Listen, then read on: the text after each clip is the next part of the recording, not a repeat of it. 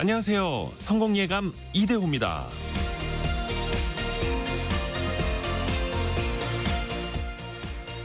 나이가 들면 생각이 굳어버린다고 하죠.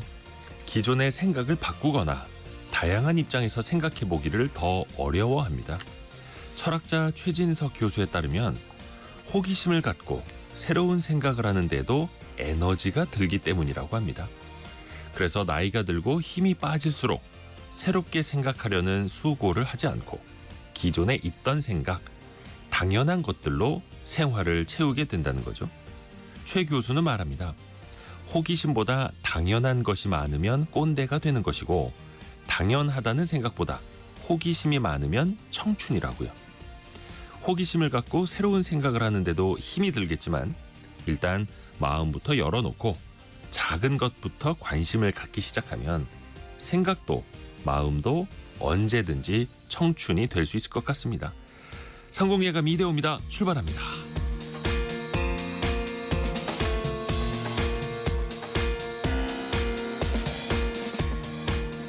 안녕하세요. 이대호입니다. 자, 9월 3일 화요일 아침입니다. 오늘도 함께해 주셔서 감사드리고요. 한영선님 좋은 아침입니다. 윤복자님 믿고 듣는 성공예감 이대호입니다. 출석이. 와. 김선호님 도와주셨고요. 함께 또 이렇게 출석을 해주셔서 감사드립니다. 오늘 화요일이니까 원탁의 기자들 KBS 기자들과 또 뜨겁게 토론하는 날이죠.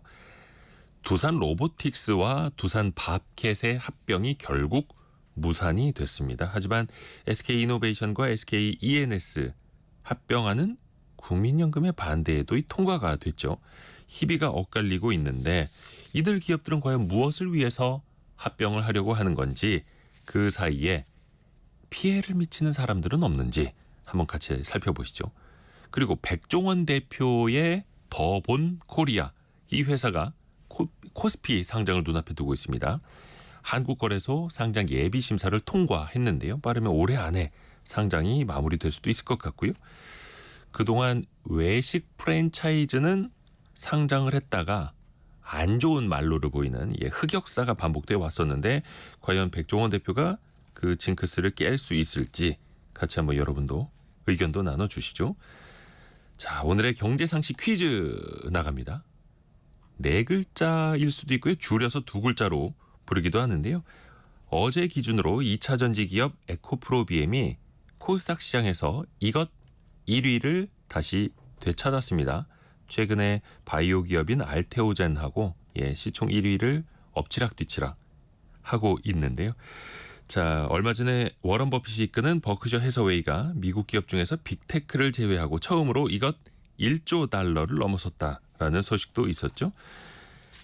산술적으로 이렇게 됩니다. 발행 주식 수 곱하기 주가. 그러니까 모든 주식을 현재 주가로 다 곱해버리면 이것이 나오게 되는데요.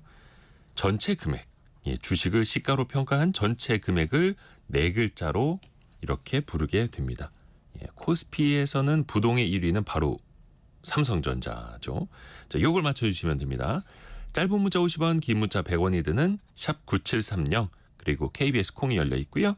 추첨을 통해서 다양한 선물 보내드리고 있죠. 유튜브를 통해서도 저희 스튜디오 언제든지 함께 하시죠. 성공예감 이대호입니다. 자주 검색하시면 성공이 가까워집니다.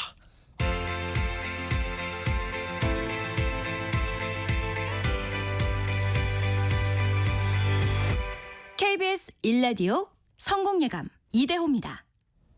아, 그냥 넘어갈 줄 알았는데 권혁성님이 방금 다 말한 것 같은데요. 이렇게 보내셨어요.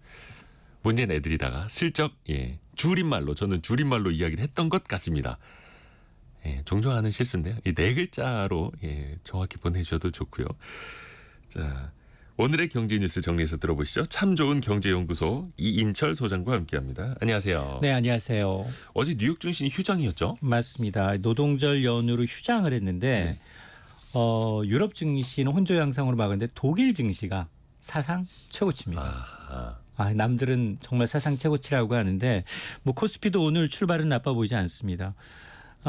지금 코스피가 한 5포인트 정도 올라서 2,686선에서 거래가 되고 있는데요.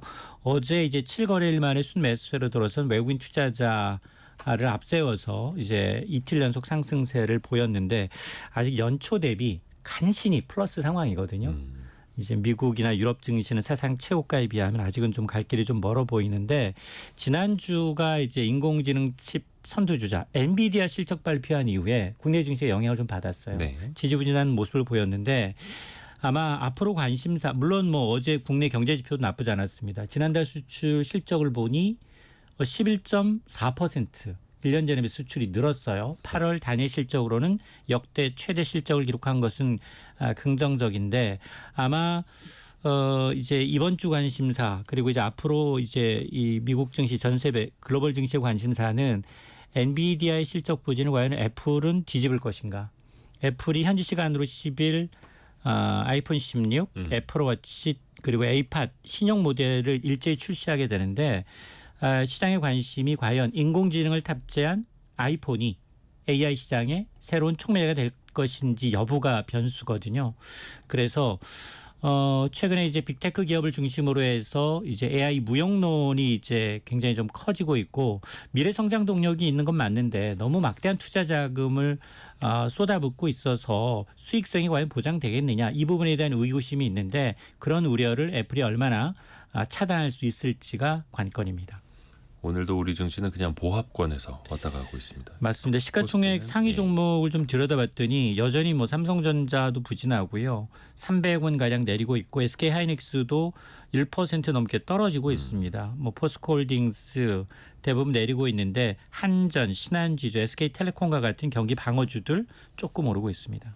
거의 이제 우스갯소리로 전쟁 난 나라만큼이나 안 좋은 오히려 전쟁 난 나라보다 증시가 더 안 좋은 특히 이제 코스닥은 더 심하고요. 그래서 이제 금투세 우려 때문에 또 많이 반영이 되고 있는 것 같은데 많은 분들이 0543님 예 아까 경제상식 퀴즈 4글자 보내주셨고요. 내 주식아 올라라 올라 얍 이렇게 보내주셨고 6672님 제가 투자한 주식들은 왜 이렇게 안 오를까요? 저는 소원이 버크셔 헤더웨이 주식 한 주만 있었으면 그 주식이 9억 원이 넘어갔거든요. 그죠. 한 주에 한 주에 9억이 넘습니다. 넘어갔어요. 70만 달러. 예, 한 주. 그렇습니다. 자, 올해도 또 우리 경제가 또 좋지 않아서 세금도 잘 안 거치잖아요. 세수 펑크가 거의 확실시 된다고요. 맞습니다. 최상목 경제부총리가 어제 이제 국회 예산결산 특별위원회 이 정책 질의에 나섰어요. 당연히 이제 경제 수장이 나오면 뭐 여야 할 것 없이 이제 경제 상황 뭐 여러 가지를 이제 질의하게 되는데요. 가장 우려되는 게 세수 결손입니다. 최 부총리는 현재 추세대로라면 올해 총 32조 원에 달하는 세수 결손이 발생할 것으로 예상이 된다라는 겁니다. 실제로 이제 국세 수입을 봤더니 1월부터 7월까지는 지난해보다 한 8조 8천억 원가량 적지만 그러나 연말까지 워낙에 지금 뭐 상반기에 이 재정을 쏟아부었고 이런 걸 감안하게 되면 아마 이제 세수 결손 32조 원대 달할 것으로 보이는데 그러면 세수 결손은 어떻게 세수라는 건 반드시 써야 될 이제 용처가 정해져 있기 때문에 그렇죠. 이 세수 결손을 대응하기 위해서는 국채를 발행할 건지 아니면 이제 추가 경정 예산을 편성할 건지 뭐 여러 가지 의견이 나올 수 있는데 최 부총리는 이 세수 결손을 대응하기 위한 추경 편성에는 부적절하다. 이 부정적 입장을 견지했습니다. 그리고 이제 내년 예산안에 대해서도 이제 부자 감세 논란이 굉장히 거센데 최 부총리는 부자들 위해서 감세하는 일은 당연히 없다. 그리고 세제 인센티브를 줬을 때 1차적으로 이제 대기업이나 이제 소득 있는 부분이 받는 것이긴 맞지만 그러나 최근 논란이 되고 있는 이제 금투세 폐지와 관련해서도 이건 부자 감세가 아니라 투자자 감세다. 그러면서 이제 금투세로 인해서 1,400만 개인 투자자들한테 이제 부정적 영향을 미치게 되기 때문에 금투세는 이제 폐지해야 된다라는 이제 입장을 견지했습니다. 하여튼 뭐 증시 상황이 우리나라만 안 좋다라는 것도 좀 반영을 좀 해야 될 테고요. 의료 공백이 길어지고 있는데 일단 정부는 문제는 없다 이런 입장이에요. 맞습니다. 전국의 이제 응급실 위기에 대한 우려가 커지고 있죠. 정부가 이제 진화에 나서는 모양새인데 보건복지부 통계를 보니까 이제 전국의 응급실 409곳 가운데 3곳 제외하고 406곳이 24시간 운영 중이다라는 겁니다. 409곳 가운데 6.6%에 달하는 27곳은 병상을 다소 축소해서 운영 중이다라는 거고요.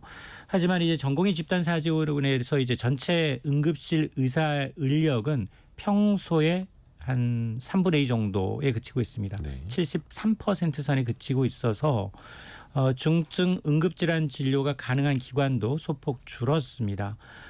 정부는 이제 일부 응급실 위기를 인정하면서도 문제 해결을 위해서 최선을 다하겠다. 그리고 군의원까지 동원하겠다라는 입장입니다. 그래서 지금 뭐 군의관이라든지 그렇죠? 군 병원에서도 이렇게 동원을 한다라는 건데 일단 그것도 임시 방편이잖아요. 맞습니다. 또 군대에서도 또 의료 수요가 또 있을 수 있는 거니까. 추석 연휴 걱정하시는 분들 되게 많으시더라고요. 특히 맞습니다. 추석 연휴에 또 병원 찾을 일도 생길 수 있는데. 맞습니다. 가장 아마 이제 일반인들이 이제 추석 연휴 이런 연휴 기간에 이제 응급실 찾는 빈도가 좀 높은데요. 정부가 이제 이번 추석 연휴 기간에 올해 설 연휴보다도 400여 곳이 더 많은 4,000곳 이상의 당직 병의원을 지정할 계획이다라고 밝힌 겁니다. 자, 이에 대해서 이 대한의사협회가 강하게 반발하고 있는데요. 정부가 이제 민간 의료기관에 대해서 부당하게 노동을 강요하고 있다라고 비판하면서 법적 조치를 예고하고 있습니다. 사실 이제 이 보건복지부 정부는 필요시 응급 의료에 관련된 법률에 따라서 당직 의료기관을 지정 운영 가능합니다. 그럼에도 불구하고 이제 이 대한의협에 보낸 공문에는 응급 당직 의료기관이 이에 따르지 않을 경우 준수하지 않을 경우 영업정지 15일에 행정처분을 내릴 수도 있다라는 내용이 포함됐다는 겁니다. 자, 그러다 보니 의협은 이제 이 회원들에게 연휴 기간 동안 무리하게 진료하지 말고 건강과 가전을 우선시하라라고 이제 권고하면서 정부와 이제 대립각을 세우고 있는데요. 국민의 건강을 볼모로 해서 정부와 이제 의사협회의 대치가 좀 장기화되다 보니까 국민들의 이제 불만도 사실 최고조에 달하고 있는 사실을 양측 모두 잊지 말아야겠습니다. 떠나버린 전공의들뿐만이 아니라 뭐 그분들이야 지금 뭐 이제 일을 하지 않고 있습니다만 남아서 지금 환자를 진료하고 있는 의사분들이 더 피로가 이제 가중되고 있으니까요. 그 부분도 또 걱정이 되기도 하고요. 그분도 또 사람이기 때문에. 금융 쪽 이야기 해볼까요? 대출해주는 조건으로 다른 상품을 끼워서 파는 이거 예전에 그 꺾기라고도 했었는데 맞아요. 끼워 팔기 여전히 많다고요. 맞습니다. 상반기에만 이제 30조 원 가까이 이자 장사로 떼돈을 벌었던 은행권이 지금도 여전히 낡은 관행 꺾기를 하고 있다는 겁니다. 금감원이 국회에 제출한 자료를 보니까 지난해입니다. 국내 은행의 주요 은행의 꺾기 의심 사례가 15만 건이 넘었고요. 금액으로는 17조 3천억 원이 넘었습니다. 이게 최근 5년 만에 가장 큰 금액이거든요. 지난해 이자 굉장히 오르면서 고통스러웠잖아요. 근데 꺾기라는 게 이제 은행이 대출해 주는 조건으로 고객들한테 예금 적금 가입하십시오. 보험 상품 괜찮습니다. 권유하는데 사실 권유지, 말은 권유지만 대출 받기 위한 입장에서는 사실상 강요하는 관행이거든요. 네. 그런데 이 내용을 좀 들여다보니 건수로는 KB국민은행 3만 8천 건으로 가장 많았어요. 근데 금액 기준으로 봤더니 17조 원 가운데 IBK 기업은행이 5조 3천억 원으로 가장 많았다는 겁니다. 근데 기업은행이라는 건 국책은행이에요. 그렇죠. 중소기업을 지원 목적으로 설립된 국책은행인데 암암리에 수년 동안 자금이 급한 이 중소기업들한테 대출을 갑질했다라는 의미인데요. 물론 아직은 의심 사례라고 하니까 금융감독당국이 이 부분을 좀 철저히 조사해서 이런 관행은 사실 비 올 때 우산 빼는 행위거든요. 네. 좀 일벌백계 좀 해야겠습니다. 참고로 기업은행의 최대 주주는 기획재정부라는 거. 네. 그리고 티몬 위메프 사태 이게 여진이 계속되고 있는데 온라인 거래 자체가 주춤하다고요? 맞습니다. 이 자라 보고 놀란 가슴 소뚜껑 보고 놀란다고 티메프 사태 여파로 예. 온라인 쇼핑 그동안 줄곧 이제 꺾이지 않았던 온라인 쇼핑의 성장세에도 영향을 미치고 있다는 겁니다. 통계청의 통계를 보니까 7월 거래액이 19조 9천억 원 상당인데요. 1년 전에 비해서 5.4% 한 자릿수 증가에 그쳤습니다. 이건 관련 통계를 작성하기 시작한 2017년 1월 이후 역대 가장 낮은 증가율입니다. 티메프 사태로 인해서 온라인 쇼핑 괜찮나? 소비 심리가 위축돼 있다라는 걸 반영을 하고 있는데 어떤 상품군이 줄었냐를 좀 들여다보면 사실 음식료는 여전히 늘었어요. 음식 배달 서비스, 생활용품은 전반적으로 두 자릿수 내외로 거래액이 증가했는데 아이 폭염 때문에 차라리 시켜 먹자. 이런 수요가 있다라는 거예요. 그런데 온라인 상품권이 이 쿠폰 서비스가 무려 31% 거래가 급감했습니다.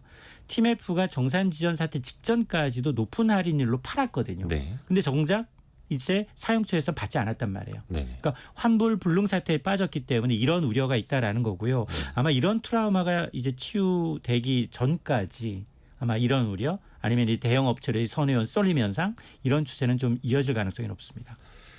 참 좋은 경제연구소 이인철 소장과 함께했습니다. 고맙습니다. 네, 고맙습니다.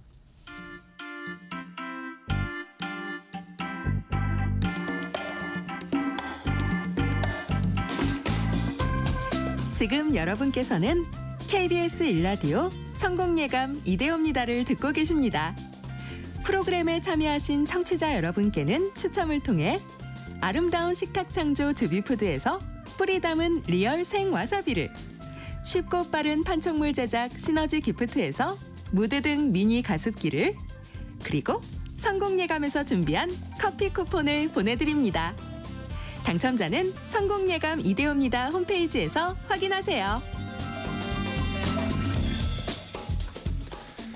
원탁의 기자들 K 함께하는 시간입니다. KBS의 김준범, 서영민, 강나루 기자 함께합니다. 안녕하세요. 안녕하세요. 그러니까 사실 그 주식 투자 안 하시는 분들은 이제 크게 신경을 못 쓰셨던 부분일 수도 있을 텐데 최근에 한두 달 가까이 두산그룹이 굉장히 많이 도마 위에 올랐었습니다. 두산 밥캣과 두산 로보틱스의 합병을 추진했었는데 이게 결국은 무산이 됐습니다. 네, 제가 보니까 이제 저희 원탁의 기자들 K에서도 다룬 적이 있더라고요. 네네. 그게 한 7월 14일인가에서 약 2달 정도 전이었는데 일단 오늘 이제 두산그룹 합병 이슈가 이제 결과적으로 이제 철회가 된 건데 간단하게 이제 요 상황을 좀 말씀을 드리면 두산그룹 밑에는 이제 크게 이제 세 가지 갈래의 회사들이 있습니다. 하나는 이제 두산 에너빌리티 이제 에너지 회사가 있고요. 그다음에 이제 그 로보틱스 해서 이제 기계, 로봇 이제 이런 쪽이 있습니다. 그리고 하나 이제 반도체 소재한 이제 두산 테스타가 있는데 이제 에너빌리티와 이제 로보틱스 얘기가 이제 많이 나올 거예요. 그래서 이제 원래 지배구조 개편을 추진했던 건 이제 두산 에너빌리티 산하에 저희가 이제 주로 다루게 될 두산 밥캣이라는 회사가 나옵니다. 두산 밥캣이 자회사로 있는데 이 두산 밥캣이 소형 건설 기계 장비 판매하는 회사이고 이 두산 밥캣을 두산 로보틱스에 합병하는 지배구조를 개편 추진하는 게 네. 저희 한 2달 전의 상황이었어요. 그런데 이제 지난주 목요일인 29일에 긴급 이사회를 소집을 해서 합병 계획안을 이제 철회를 합니다. 이제 개편을 발표한 지 한 49일 만이고요. 그래서 무산 이유는 크게 두 가지 오늘 저희가 계속 얘기를 하겠지만 이제 밖에 투자자들의 원성이 있었습니다. 그러니까 로보틱스는 아무래도 이제 좀 미래 가치를 보고 있는 회사이기 때문에 이제 적자를 많이 보는 이제 회사인데 이제 밥캣은 이제 캐시카우로 많이 불립니다. 그래서 그 적자 기업이 로보틱스랑 안정적인 이제 밥캣이 거래를 하는데 그 기업 가치가 이제 합병을 하면서 1대1로 평가받는 게 말이 되냐 하면서 특히 이제 밥캣과 이제 에너빌리티의 주주들이 이제 권익을 침해한다 하면서 이제 많이 반발이 있었고요. 그리고 이제 또 하나 이제 정부의 압박이 또 있었는데 주주들이 워낙 이제 원성을 하니까 이제 금감원이 이거는 이제 투자 판단을 저해할 수 있는 경우에 해당한다 해서 이제 정정 신고서를 2차례에 걸쳐서 제출을 요구를 합니다. 그래서 이 크게는 이제 두 가지 때문에 이 합병이 좀 철회됐다 이렇게 좀 보시면 될 것 같습니다. 이게 되게 저는 상징적으로 끼고 기자. 재밌는 사건인 것 같아요. 그러니까 네. 여러 가지 논점들을 우리나라의 대표적인 상징적인 논점들을 담고 있는데 보통 재벌에서 흔히 일어나는 그 지배주주를 교묘하게 몰아주기. 그러니까 뭐 온갖 미사여구를 갖다 붙이고 온갖 명분을 갖다 붙이지만 결국은 지배주주에게 이익이 되는 방식으로 하기 한 가지가 있고 어떤 문제적 현안이 터졌을 때 정부가 뭐 좋게 말하면 권고 뭐 지도라고 하면서 결국은 관치로 그러니까 이 힘으로 누르는 원칙대로 하지 않고 힘으로 누르는 문제 해결 방식 이 전형적으로 드러난 두 가지가 전형적으로 드러난 사건입니다. 그게 다 집대성되어 있는 예, 정말 사건이었다. 총 집대성 백과사전 같은 사건인 것 같아요.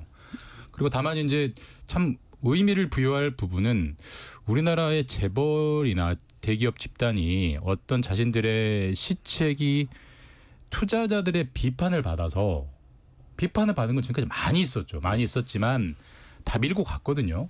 그리고 지금까지는 밀고 가도 뭐 크게 문제가 없었습니다. 우리나라는 뭐 집단 소송 이런 게 없기 때문에. 근데 어쨌든 투자자들 눈치를 보면서 그거를 일부라도 처리를 했다는 것은 그 자체는 의미를 부여할 수 있고 그나마 우리나라의 자본시장 투자자들의 수준이 예전과 많이 달라졌다라는 걸 확실히 보여주는 그 민도를 보여주는 데서는 의미를 부여할 수 있는 사건인 것 같아요. 사실은 서영민. 주식 투자자들이 반발했고 이래서 우리가 국장에 투자하겠냐, 미국장에 갈 거다, 미장 갈 거다 이런 얘기를 만드는 원인 중에 하나가 바로 이런 거였죠. 근데 뭐 두 가지 요인이 다 작용했다고들 다들 말씀하셨지만 누가 보아도 두산이 왜 이 합병 계획을 철회했는지는 너무나 분명합니다. 금감원이 서류를 안 받아줬거든요. 계속해서 이제 증권 신고서를 반려시켰죠. 정정해 오세요. 네. 고쳐 오세요. 계속. 심지어 금감원장이 이런 식으로 하면 한 번, 두 번이 아니고 세 번, 네 번, 다섯 번, 뭐 수와 끝없이 관계없이 제한 없이 끝없이 한다. 제한 없이 정정 요청을 하겠다라고 하면서 사실상 너네 이런 종류 합병 비율은 문제가 있어. 특히 이 절차가 합병이 다가 아니고 이 기업에서 인적 분할을 하고 이걸 다시 가져와서 이쪽으로 가져오고 마지막 절차가 합병인데 이 마지막이 합병이라는 절차가 가장 문제적이라고 본 겁니다. 그러니까 이 두산 밥캣과 로보틱스 합병 비율, 로보틱스는 고작 매출 500억 회사인데 밥캣 10조에 가까운 이 회사를 그런 합병 비율로 합병한다는 것이 맞지 않다라고 금융 당국이, 그러니까 정부가 계속해서 딴지를 걸었기 때문에 두산이 포기한 겁니다. 주주 눈치를 봐서 포기한 거 아닌 걸로 보입니다. 제가 보기에. 일단 하나하나 좀 같이 따져볼까요? 네. 그러면 두산그룹이 밥캣과 로보틱스를 애초에 합병하려고 했던 목적이 있을 거 아닙니까? 그러니까 두산이 그 7월에 이제 개편 대대적으로 발표를 할 때 내세운 건 이제 사업의 시너지를 살리겠다였어요. 이게 그러니까 중장비 회사랑 네. 로봇을 만드는 회사랑 어떤 시너지가 있을까요? 그러니까 그 에너빌리티와 이제 로보틱스 이렇게는 이제 기본적으로 에너지가 있고 로보틱스는 이제 스마트 머신, 반도체 이제 세 가지 갈래가 있다고 했는데 이제 밥캣이 이제 그 소형 건설 기계 장비 이렇게 하는 거고 로보틱스가 이제 로봇이라든지 이렇게 기계 쪽으로 있으니까 요렇게 묶고 그리고 이게 원래 에너빌리티 밑에 이제 밥캣이 있었는데 이제 에너지랑 그 기계가 이렇게 붙어 있으니까 요거를 기계를 그 로보틱스로 떼서 이렇게 자회사로 넣으면 그 사업 간의 시너지가 결과적으로 날 거고 그렇기 때문에 이런 식으로 계열사 위치를 조정하면 장기적으로는 서로 시너지를 내면서 이제 주주 가치 올리는데 이제 도움이 된다라는 입장을 내세웠었죠. 그러니까 에너지 회사랑 있는 그 기계 장비 회사보다 기계 장비 회사가 로봇이랑 같이 있으면 더 시너지가 날 것 같다. 그 여기까지는 이해는 됩니다. 날 수도 있죠. 예. 시너지라는 걸 광의로 보면은 네. 뭐 연필도 흑연으로 만들고요. 배터리도 흑연이 들어가잖아요. 뭐 연필 회사랑 배터리 회사도 시너지가 날 수도 있죠. 그건 세상 일은 모르는 거니까. 날 수는 그렇게까지 있는데, 말씀하실 겁니까? 날 수도 있는데, 근데 중요한 건 여기 그 다음에 그러니까 시너지가 날 수 있다, 날 수 없다는 미래이기 때문에 알 수가 없고 하기에 달렸어요. 근데 정말로 로보틱스가 그 밥캣을 시너지를 내고 싶으면 깔끔하게 하면 됩니다. 어떻게 깔끔하게 하면 되냐면 주식을 돈 주고 사면 돼요. 네. 그러니까 사서 와서 자기들 그 계열사를 만들면 아무런 분란이 없습니다. 예. 근데 그 사기가 뭐 싫었는지 혹은 살 돈이 없었는지 뭐 쪼개고 합병하고 교환하고 굉장히 일반인들이 복잡하게. 이해하기 어려운 방식으로 한다는 것은 아니 깔끔하고 쉬운 방법인데 왜 어려운 방법을 하겠어요? 너무나 명확한 겁니다. 그거는 뭔가 거기서 숨겨서 누군가가 이득 보는 자가 있다는 것을 숨기기 위한 것이기 때문에 그게 문제인 거죠. 시너지 낼 수 있죠. 시너지를 낼 거면 돈 주고 사오면 됩니다. 왜 안 사고 이렇게 하느냐. 이게 핵심인 거죠. 네. 그리고 그 과정에서 두산의 태도가 그간 어땠는지 한번 쭉 살펴볼 필요가 있습니다. 사실 큰 기업이 주식을 가지고 이런 식으로 그 이동을 시켜서 기업의 형태를 바꾸는 이런 종류의 결정을 할 때는 당연히 주주들에게 동의를 구해야겠죠. 동의를 구하기 어렵다 싶으면 설득을 해야겠죠. 설득을 하기 어렵다 싶으면 읍소라도 해야겠죠. 근데 두산이 주주들을 상대로 뭘 했습니까? 제가 이 그 두산의 이 기업 구조 변경을 두고 두산이 내놓은 그 어떤 입장 중에 가장 인상적인 건 이겁니다. 법적으로 아무런 문제가 없다. 그렇죠. 주주들이 반발을 하는데 주주들이 반발을 해봐야 법적으로 아무 문제가 없는 겁니다. 이건 불법이 아닙니다. 이거죠. 법대로 한 겁니다. 그럼 이제 할 말이 없어요, 이제 그 앞에서. 네. 사실 주식회사를 좀 더 잘 경영하기 위해서 아니면 또다시 신주를 발행해서 또 다른 주주를 모셔오기 위해서 아니면 주주들에게 매력이 있는 기업이 되어서 점점점 가치가 올라가면서 주주들과 함께 가기 위해서 사실 그러려고 주식회사 하는 거 아닙니까? 근데 우리나라는 특히 이런 재벌 오너가 있는 회사들의 경우에는 법적으로 문제가 없으면 주주 이익을 생각을 하지 않습니다. 그렇죠. 라는 선언을 한 것처럼 느껴졌습니다. 법적으로 문제가 없으면 주주 이익보다는 오너 이익을 생각할 겁니다. 법적으로 문제가 없는데요, 뭘요? 라고 반문하는 듯한 그런 태도. 그 태도에서 우리 주식시장에 고질적인 문제도 있었고 이번에 엎어지긴 했지만 그 태도를 꺾은 게 아닙니다. 금융당국이 하지 말라고 해서 못하는 겁니다.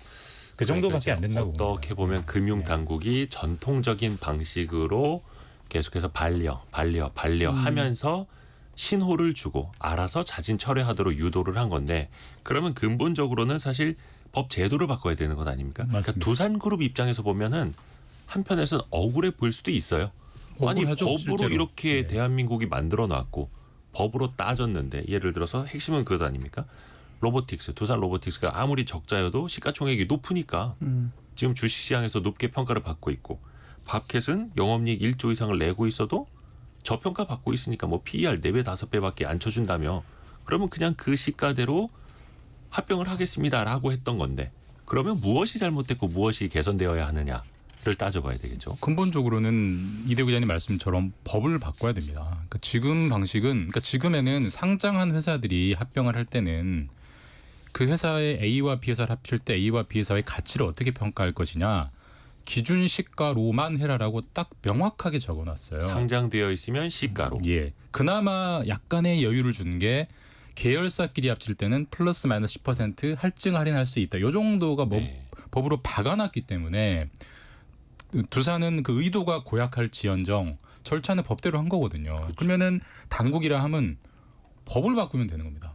앞으로는 그러지 말고 기준 시가로도 할 수 있고 뭐 현금 흐름으로도 할 수 있고 뭐 배당액으로도 할 수 있고 이러이러한 선택지를 주고 그중에 가장 공정하고 합리적인 걸로 해라라고 법을 바꾸면 그때는 두산이든 어디든 훨씬 더 비난을 많이 받게 되는 거죠. 법에서 이렇게 여러 가지 선택지를 마련했는데 왜 너희한테 가장 유리한 것만 해 이렇게 비판받을 수 있지만 지금은 명확하게 법에 그렇게 해놨기 때문에 그게 문제가 있는 거고 우리가 결혼식 같은 걸 앞두고 신랑 신부가 되게 이제 결혼식 웨딩 사진 잘 나오려고 막 일주일 열흘씩 막 굶고 다이어트하고 하잖아요. 제일 예쁘게. 예, 그래서 사진은 잘 나오니까 되게 좋은데 네. 그게 건강에 좋나요?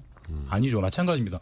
이번 것도 오너 일가에게 몰아주는 합병이 철회됐기 때문에 결과적으로는 좋지만 그 해결하는 방식이 법도 보고 다 무시해버리고 금감원장이 사실상 인수합병 허가제를 실시한 거고 앞으로 금감원장이 허가 안 하면 인수합병 못해라는 식의 신호를 준 거기 때문에 어느 법에 그런 게 있어요. 전형적인 관치이고 앞으로는 그러면 금감원장이 마음에 들면 가만히 있으면 합병하는 거고 금감원장이 찍어서 뭐라고 하면 합병해주지 않고 아니, 세상에 행정행위를 하는데 어느 회사 거는 무제한적으로 안 받아주겠다고 말하는 그런 폭력적인 언사가 세상에 어디 있습니까? 그러니까 이게 예. 법과 규정에 따라서 해야 되는데 법과 규정이 미비하니까 사실상 이제 통제하는 수단으로 변질이 됐던 건데 그래서 자본시장법 개정 목소리가 더 높아지는 거죠. 그러니까 예를 들어서 사실은 네. 상장 기업들이 그 상장을 할 때도 대한민국 주식시장이 많이 왜곡이 되어 있고 거래량도 없고 저평가되어 있고 하다 보니까 그냥 기준 시가가 아니라 공정가치를 별도로 평가를 해서 하도록 하자. 왜냐하면은 M&A 때 인수합병 때 혹은 대주주가 공개 매수를 할 때도 순자산 가치의 거의 3분의 1 가격으로 되사겠다라는 대주주들도 최근에 많이 나타나다 보니까 이게 소액주주 입장에서 보면 너무나 이제 억울한 거죠.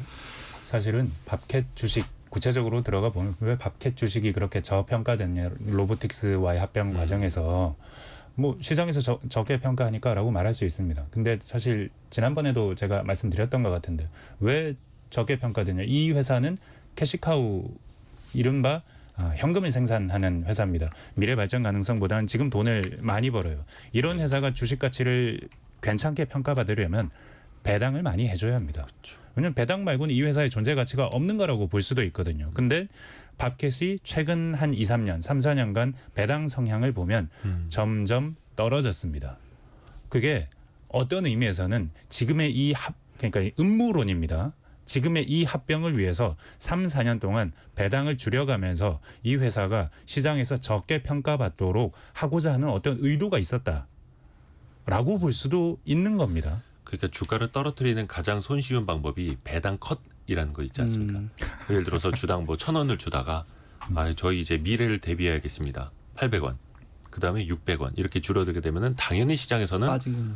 저 회사가 고성장하는 회사도 아니고 현금 흐름 보고 나는 투자를 했는데 배당까지 안 줘? 그러면은 이제 주가는 떨어질 수밖에 없죠. 근데 사실 이 법으로 어떻게 이런 상황을 규제할 수 있느냐? 하려고 시도할 수 있겠죠. 근데 이게 성공할 수 있느냐? 그건 물음표입니다. 사실 지금의 법이 왜 이렇게 돼 있느냐? 상장 회사는 이렇게 평가하고 비상장 회사는 이렇게 평가하라. 그렇게 평가 안 하고 주주 가치에 반해서 오너 가치에 극대화되게끔 인수합병을 조종하는 일들이 과거에 왕왕 있었기 때문에 구체적으로 이렇게 결정해서 최소한 자의적이지 않은 인수합병이 되게 하라라는 종류의 어떤 법적인 의도가 있었는데 이 의도 역시 기업은 회피해 갈 수 있는 겁니다. 오너 이익의 극대화라는 목적이 있으면 기업 안에 있는 구성원들은 그렇게 회피해가면서 길을 찾아내거든요. 그러니까 가장 중요한 건 자본시장법에다가 지금 계속해서 말하는 종류의 그러니까 주주의 이익을 생각하게끔 주식회사의 이사회가 주주의 이익을 생각하게끔 만드는 그런 문구 규정 하나 놓는 것 이게 자본시장법 개정하자는 가장 큰 그 목소리 중에 하나였는데 그런 종류의 요구를 반영해 놓는 것 이를테면 인수합병 때는 그 회사의 주주 가치가 어떻게 되는지에 대해서 종합적으로 분석 평가한 보고서를 내고 그걸 이사회에서 평가하라라든지 이렇게 구체적으로 정할 수도 있지만 아니면 주주 가치를 고려해야 한다. 법에다가 문구를 박아 놓으면 나중에 주주 가치 결정 고려 안 한 결정을 했을 경우 법적으로 따져볼 여지가 있으니까요. 포괄적으로 해놓는 것도 나쁘지 않다고 생각합니다. 그래서 이제 3법 개정 목소리가 많이 나오고 있는데 이사의 충실 의무인 거죠. 이사회가 그러니까 사실 두산 밥캣과 두산 로보틱스가 서로 합병을 한다라면 두 회사의 이사회가 치열하게 경쟁을 해야 되는 겁니다. 우리 회사가 또 우리의 주주 가치를 지키기 위해서 제대로 평가를 받아야 됩니다라고 치열하게 맞서야 하는데 그게 아니라 저기 지배구조 정점에 있는 회장님만 바라보면서 혹은 지주회사의 가장 유리한 방법으로 혹은 지주회사의 최대 주주에게 유리한 방법으로만 일치단결을 하다 보니까 이 이사회가 지켜야 할 그 회사의 각각의 주주들은 이제 차순위로 밀려버리는 거죠. 그래서 상법에 이사들이 모든 주주를 비례적으로 보호해야 된다라는 문구를 추가해야 된다라는 목소리가 나오는 거고요. 근데 아주 근본적으로는 이런 점도 있어요. 그러니까 우리나라 자본시장의 고질적인 중복 상장의 문제가 여기 숨어 있는 거예요. 사실 인터넷에서 쉽게 찾아볼 수 있는데 두산그룹의 지배 구조는 아주 깔끔합니다. 주 두산이라는 지주회사가 있고 웬만한 회사가 다 거기에 아주 예쁘게 나란히 다 배치가 돼 있어요. 지배 구조가 아주 잘 정비가 돼 있는 회사인데 문제는 지주회사인 주두산도 상장이 돼 있고 두산 에너빌리티도 상장이 돼 있고 그 또 자회사인 손자회사인 두산 밥캣도 상장이 돼 있기 때문에 이 문제가 생기는 거예요. 만약에 그렇죠. 그게 지주회사만 상장돼 있고 나머지는 다 비상장이면 비상장 회사끼리 이렇게 합치든 저렇게 합치든 엎치든 매치든 아무 상관없습니다. 결국은 모든 주가는 지주회사로 반영이 되기 때문에 상관없는데 지금 여기서는 다 쪼개놨기 때문에 그 개별 회사들끼리 주주들끼리 이해관계 문제가 생기는 거예요. 사실 이게 뭐 구글의 알파벳이나 다른 미국에서는 있을 수가 없는 그러니까 일시당초 생길 수가 없는 구조인데 우리는 그게 분할 상장이 돼 있으니까 이 문제가 더 쉽게 생기는 것도 있죠. 사실 전 세계 투자자 가운데 기업 지배 구조와 순환 출자 구조, 분할 합병을 가장 많이 공부해야만 하는 게 대한민국 투자자들입니다. 어렵습니다. 미국 가서 자꾸 막 기업 분할 합병하고 이런 거 투자자들이 공부해야 된다 이러면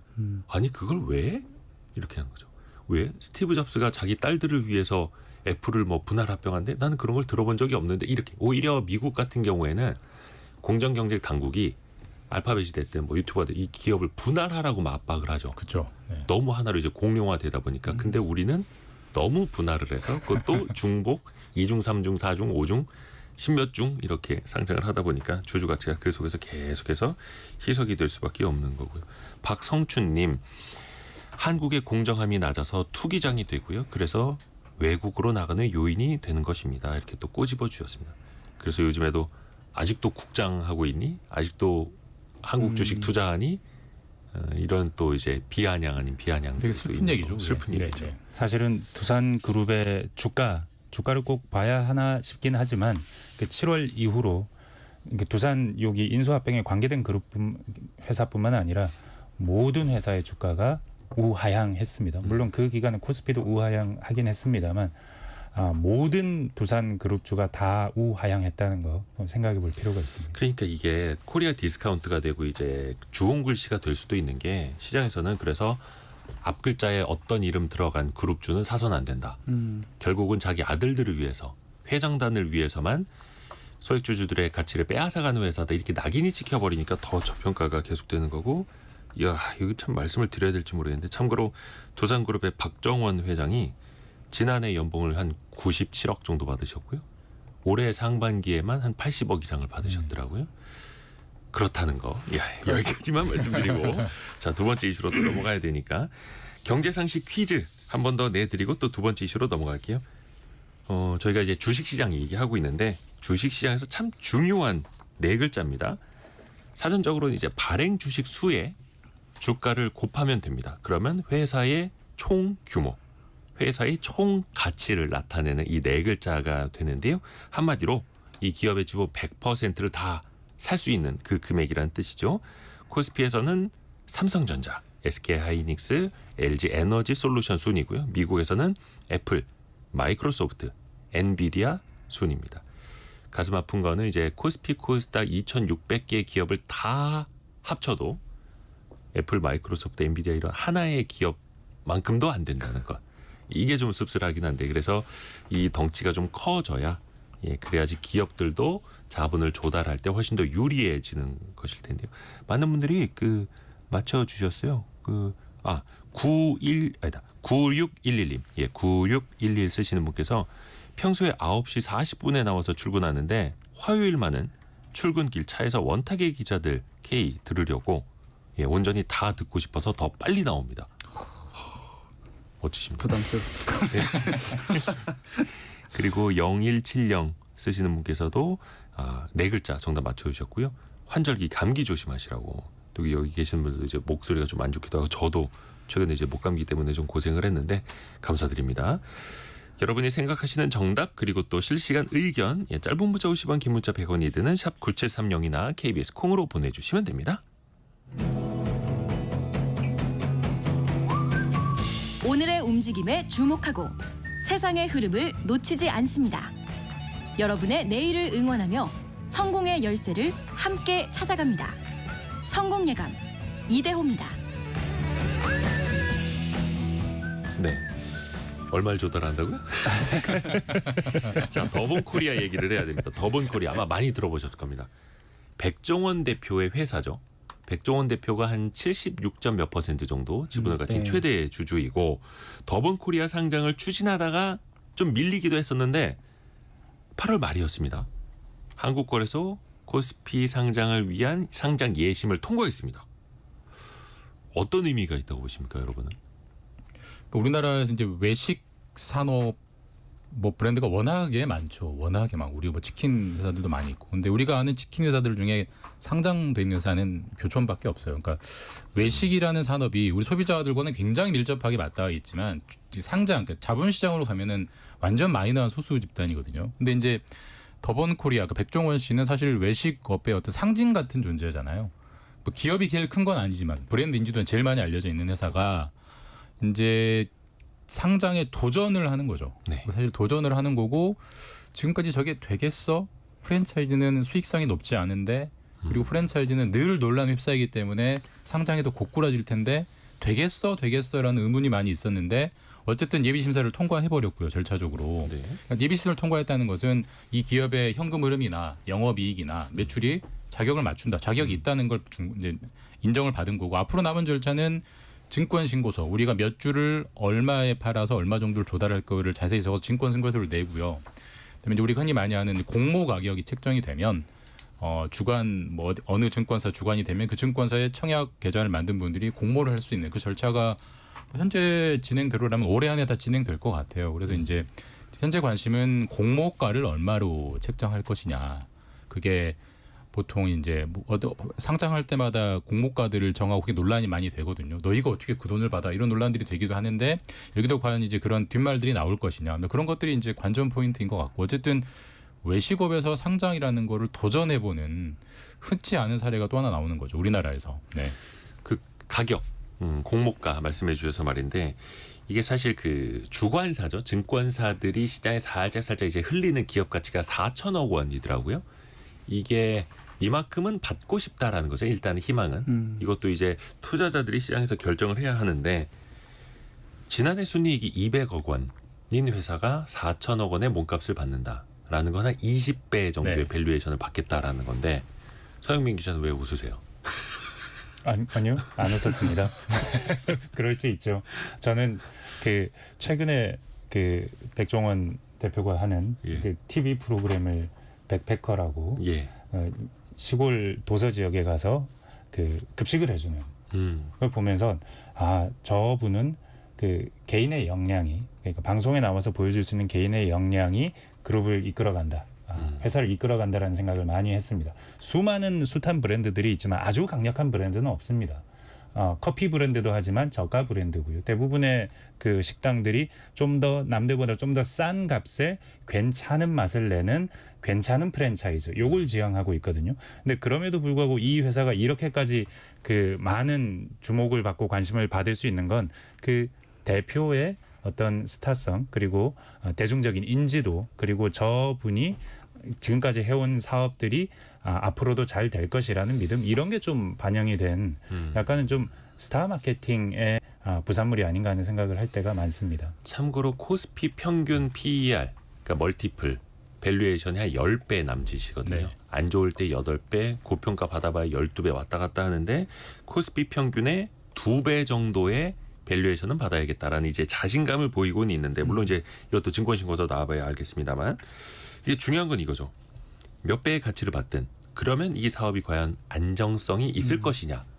앞서서 다른 프랜차이즈들은 상장에서 그렇게 좋은 케이스가 없었잖아요. 저도 이번에 이제 이 주제를 준비하면서 보니까 지난 한 15년 동안 시장에 진입한 외식 프랜차이즈가 한 6개인데 그중에 5개가 이제 합병 같은 걸 통한 이제 우회 상장이었고 직상장은 아까 이제 김주문 기자가 얘기한 이제 교촌치킨 그러니까 IPO를 통한 상장은 교촌치킨밖에 없다고 하더라고요.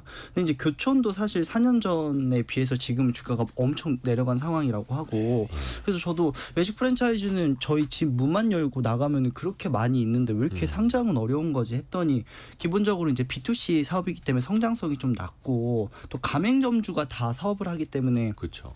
사업 성장 자체가 좀 예측이 어렵고 유행에도 되게 트렌드에도 되게 민감하고 또 경쟁도 치열하고 또 프랜차이즈 본사가 있고 가맹점이 이렇게 있기 때문에 기본적으로 약간 제로섬 게임의 측면이 있다고 많이 보더라고요.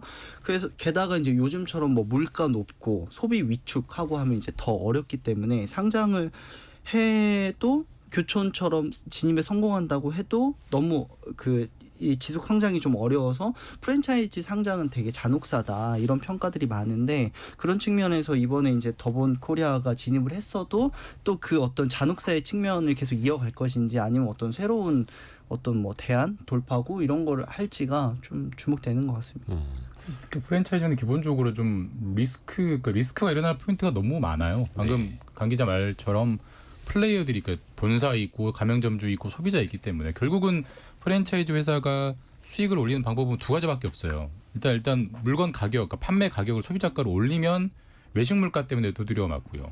아니면 가맹점주들에게 받는 이 프랜차이즈 피를 또 올리면 또 역시 가맹점 갑을 관계로 두드려 맞고요. 그러니까 이게 정말 리스크한 포인트가 많고 지금 뭐 논란이 되는 연돈 볼카츠도 결국은 가맹점주와 프랜차이즈 본사의 다툼 아니겠습니까? 누가 옳고 그르고를 떠나서 그런 리스크 포인트가 항상 일어날 곳이 많기 때문에 좋은 뉴스가 나올 구멍보다는 안 좋은 뉴스가 나올 구멍이 많아서 이게 투자자들 입장에서 그 주식을 살리는 투자자들 입장에서 별로 매력적이지 않죠. 그러니까 주가가 흘러내리는 거거든요. 그러니까 앞서서 저희가 두산그룹 이야기를 할 때 대주주와 소액주주 사이의 이해관계가 일치되지 않는다라는 게 사실의 핵심 문제였잖아요. 프랜차이즈도 저는 그렇게 봅니다. 이해관계가 일치가 될 수가 없어요. 일단은 주주와 가맹본부, 본사가 있고 가맹점주, 소비자가 있는데 주주 입장에선 또 가맹본부 입장에서 실적이 많이 나와야 되죠. 왜냐하면 상장한 회사니까 주가는 우상향을 시켜야 하겠고 그러면 가격을 높이자니 소비자 반발. 그리고 가맹점주한테 권준봉 기자 이야기한 것처럼 피를 수수료 더 받자니 가맹점주들이 반발을 하는 거고 그러다 보니까 이게 애초에 어떤 상장이 되어서 주주가 많이 생기면 이해관계가 충돌할 수밖에 없는 비즈니스거든요. 근데 저는 궁금한 게 그거예요. 아니 그럼에도 불구하고 이거는 뭐 백종원 대표도 알 텐데 그럼에도 불구하고 상장을 하려는 이유가 뭘까? 저도 그게 궁금하죠. 정말 궁금하거든요. 네. 그러니까 이게 상장을 한다는 것은 결국 자본시장에서 돈을 조달해서 내가 현금으로 모아와서 뭔가 새로운 사업을 하고 싶다는 거 아닐까? 저도 그렇게밖에 이해는 안 되는데. 뭔가 이제 성장을 하려고 더. 예, 근데 무슨 사업에 어떻게 진출하겠다라는 건 아직 구체적으로 발표된 바는 없으니 그런 것들이 증권 신고서를 통해서 나와야 될 텐데 아예 다른 사업을 하려는 건가? 아니면은 프랜차이즈의 개수를 하나 뭐 몇 개를 더 늘리려는 건가? 아직 그게 모르겠어서 이 상장이 정말 가치가 어떻게 될 건지를 평가하기가 좀 어려운 것 같아요. 알려져 있지 않다는 사실이 알려주는 것이 있습니다. 마땅치 않다는 겁니다. 그 지금 이 주주 구성을 보면요, 그 백종원 대표가 한 70% 정도 현재 가지고 있고, 그리고 부사장 주식까지 합하면 95%가 넘습니다. 대부분의 주식을 그 두 사람이 가지고 있고 이번에 신주 발행을 하던 이 구주를 팔아서 뭐 상장을 하건 결국 한 몇백억 정도 수준의 돈을 모을 텐데 그 돈으로 무엇을 할 수 있을까? 그냥 생각해봐도 뚜렷하지 않습니다.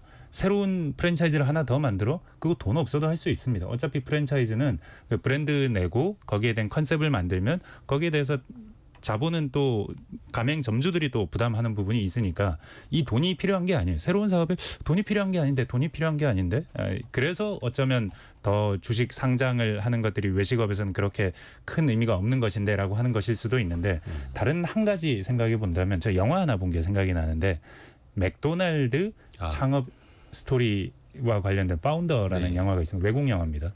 그 영화를 보면 맥도날드 업의 본질을 부동산업으로 규정합니다. 그렇죠. 땅을 깔고 앉아서 그 땅의 가치가 높아지는 것을 어떻게 획득하는 것. 사실은 더본 코리아가 제주도에 호텔이 있습니다. 그 아주 크진 않지만 꽤 큰 호텔이 있고 그 밑에 각종 그 더본의 프랜차이즈들을 깔아놨습니다. 약간 그런 식의 모델이 필요한 게 아닌가? 자본이 필요하다면 뭔가 부동산 혹은 건물을 올리고 그 건물에서 원스톱으로 스타필드 같은 종류의 어떤 사업을 구상할 수도 있는 것 아닌가? 뭐 이런 생각은 해봅니다. 부동산업과 어느 정도 결부돼 있지 않겠는가 하는 생각. 그러니까 그 시가총액 그 몸값을 한 4천억 원 정도로 측정을 받는다면 뭐 한 몇백억 원 정도를 이제 시장에서 조달을 받을 수가 있겠죠. 근데 그 몇백억 원으로 할 수 있는 비즈니스인지도 봐야 되겠고, 그래서 그 몇백억 원이 과연 없는 회사인가, 꼭 자본 조달이 필요한 회사인가 해서 이 회사의 연결 재무상태표를 저도 펼쳐봤는데 현금과 현금성 자산만 390억 원이 있고요. 단기 금융상품, 뭐 1년 이내에 제가 찾아서 쓸 수 있는 단기 금융상품만 520억이 있습니다. 그러니까 유동자산만 1,100억이 넘어요. 그러니까 굉장히 현금이 많은 회사예요. 현금 부자거든요. 그래서 더더욱이 왜 상장을 하지? 네. 그러니까 조금 더 궁금한 거예요. 거기에 대한 설명은 좀 필요할 것이고요. 그래서 저희가 그 백종원 대표님을 좀 한번 섭외해 보려고 백방으로 노력을 했습니다만 그 말씀 드리려고 그랬는데 전화 연결해 보시면 어떻겠냐고.